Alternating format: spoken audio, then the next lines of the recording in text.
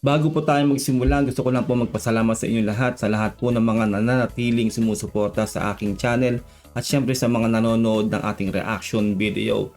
Simulan na po natin to, mula po ito kay Melvs Castle. Ang title po nito, Iyak PCG Umatras, Hinarangan ng China.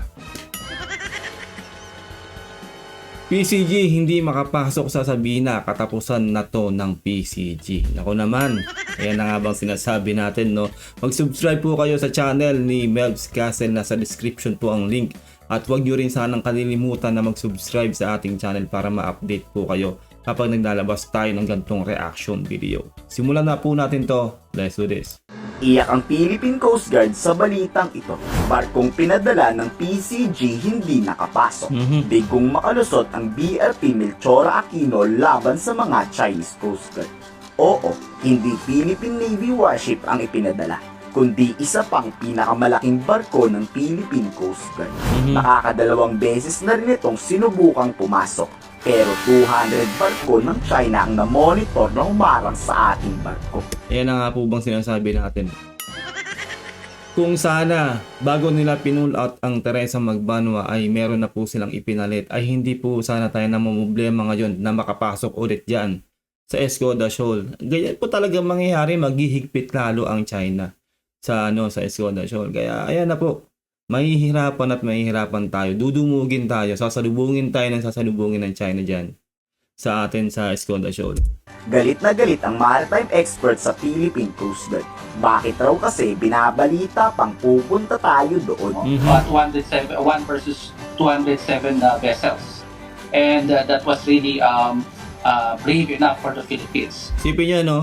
One vessel natin sa 200 plus the vessel na sasalubong sa atin dyan sa Escoda Shoal. Di sana hindi tayo namumblema ng ganyan kung nag-iwan tayo ng barko doon bago natin pinulot yung Teresa Magbanwa. Dapat hindi yung ina-announce in the first place. Kasi pag gano'n, siyempre na timbrehan na ng China, siyempre gagawa ng paraan na hindi tayo makapasok. Pero Tama rin siya doon, no? May point siya doon na sana wag nga i-announce kapag tayo magde-deploy. Kasi syempre ma-alarma na ang China noon. Lahat po ng entry point sa Escoda Shoal ay babantayan na nila. Ganun yun. pag ginawa naman ng paraan, no? Sinubukan pumasok twice, tapos bumalik. Pero siyempre hindi pa natatapos doon dahil Biglang give up si Philippines dyan. Because of course, medyo matindi pa rin yung ating statement coming from DFA that Sabina Shoal is still part of the exclusive economic zone of the Philippines. Tama naman yun. Kaya kailangan po talaga natin makabalik dyan sa Sabina Shoal o sa Escoda Shoal, di ba? Ganun yun. Teritoryo natin yan. Tayo ang legal na nagmamay-ari niyan. Inaward po sa atin yan. Actually, yung China po ang walang karapatan sa mga teritoryo po natin yan. Kaso nga lang po, kung hindi po talaga tayo makakabalik dyan, baka ma-reclaim na po ng China na naman yan. Tulad po ng nangyari sa Mischief Reef at saka po sa Scarborough Shoal. Kaya sobrang nakakalungkot po na nahihirapan tayo makabalik dyan sa Escoda Shoal. Kita sa litratong magkasama na ang BRP Melchora Aquino at US Coast Guard. Ready na ang US na escortan ang Philippine Coast Guard. Inanunsyo na rin kasi yan ni US spokesperson Miller, di ba? Pero tinanggihan para yan ulit ng PCG. Ayan ang pinaka-wrong move talaga. Hindi natin maintindihan bakit hanggang ngayon ayaw pa rin natin magpasama sa US. Hirap na po tayo makapasok, no? Siguro talagang gusto nilang mangyari yung sinasabi ni General Browner na kailangan muna magbuwis ng buhay bago tayo humingi ng tulong sa US, no? Pero sana naman po wag po tayo umabot sa ganung sitwasyon dahil syempre po napakahalaga po ng buhay ng bawat Pilipino na sumusuong po dyan sa Escoda Shoal. Pinababalik daw ang US Coast Guard kaya pa naman daw ng PCG. Pero Ay, ano nako. yan? Hinarang na naman tayo at sobrang nakakadismaya na to. Tama. Depensa ng maritime spokesperson, marami pa raw gagawing paraan ang Philippine Coast Guard. Kakayanin pa naman daw to mag-isa ng Pilipinas. Statement, yung escort support. Sa atin naman, again, papasalamatan na din yung kanilang Pero hindi naman porke may problema tayo, dudulong kaagad tayo. Kasi Hindi naman agad eh. Actually, hindi nga tayo dumudulog eh. Sa dami-dami ng ginawa sa atin ng China, sobra-sobra na po yun. Well, para po sa amin, mga ordinary mamamayan na nag-oobserba po dito sa nangyayari dito po sa ating teritoryo, ay kailangan na po talaga natin humingi ng tulong. Actually, hindi lang po kami nagsasabi yan. Kahit po yung mga experts po ng buong mundo ay sinasabi po talaga na kailangan na natin magpasama sa US para makapaglayag tayo ng malaya dyan sa ating teritoryo. Kapag po nakreclaim ng China ang Escoda Shoal ay game over na po talaga. Mahihirapan na po tayo mag-resupply mission doon po sa Ayungin Shoal, doon sa BRP Sierra Madre. Ganun po yung pwedeng mangyari dyan. Kaya dapat po gumawa na po agad ng mabilisang aksyon na magpasama na po tayo sa US. Kasi po pag nagpasama tayo sa US ay hindi po talaga gagawa ng anumang bagay ang China sa atin. Well, we have a dignity as a nation, no?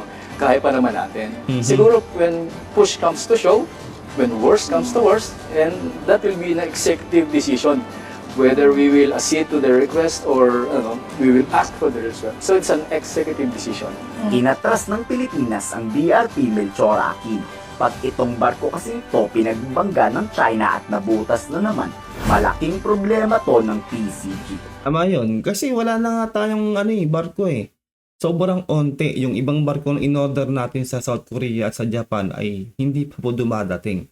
At ginagawa pa po yung iba. Isipin nyo, kung mabubutas ang mga barko natin, imbis na yung mga pinagawa natin barko ay pandagdag natin, ay magiging pang-replace na lang po lahat yun.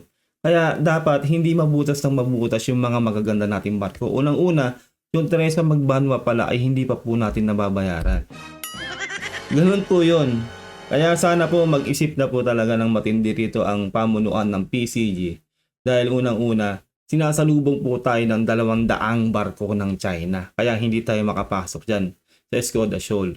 Kaya sana po magtagumpay po ang plano ng PCG kasi matagal-tagal na rin po na since nung nandiyan yung Teresa Magbanwa, wala na pong bantay talaga dyan sa atin sa Escoda Shoal.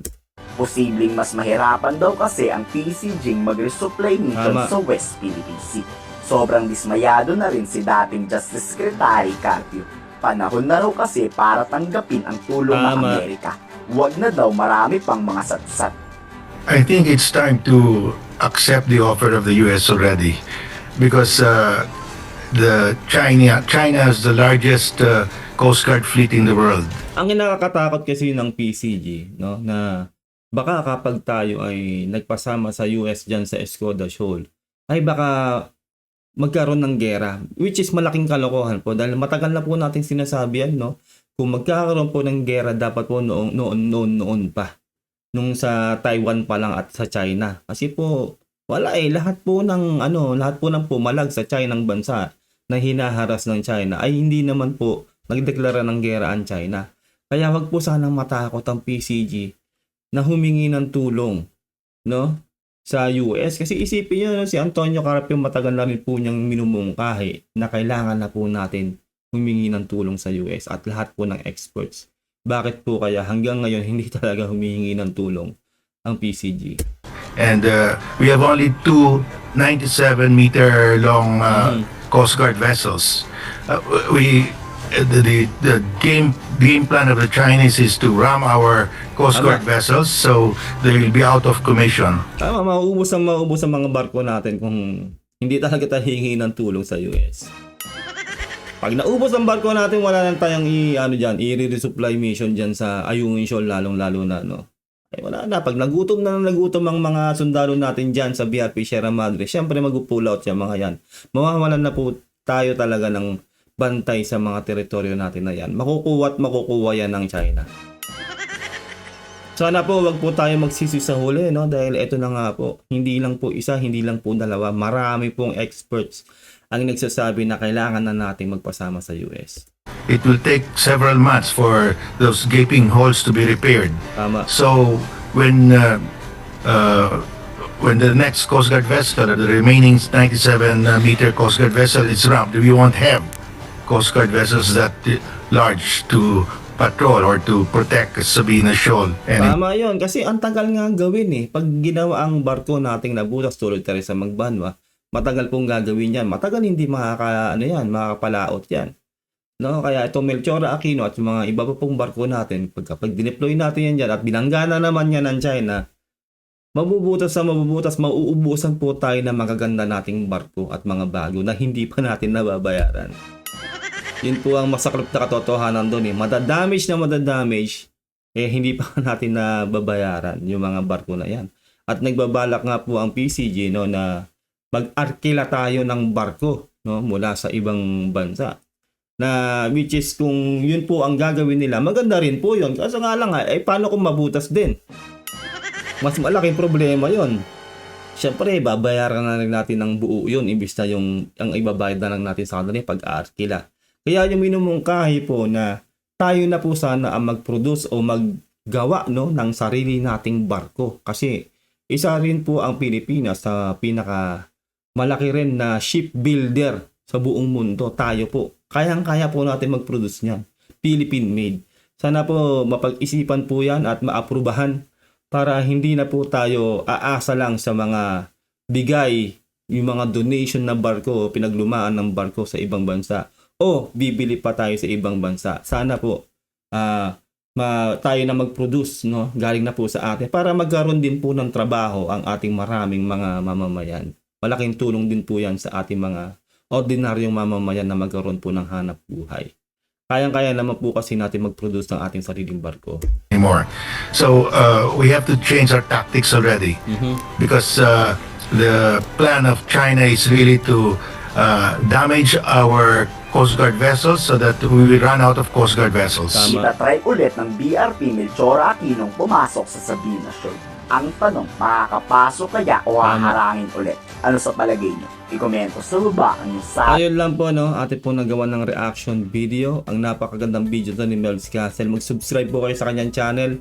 Nasa description po ang link ni Melvs Castle. Ano pong saloobin nyo sa napanood po nating video? No?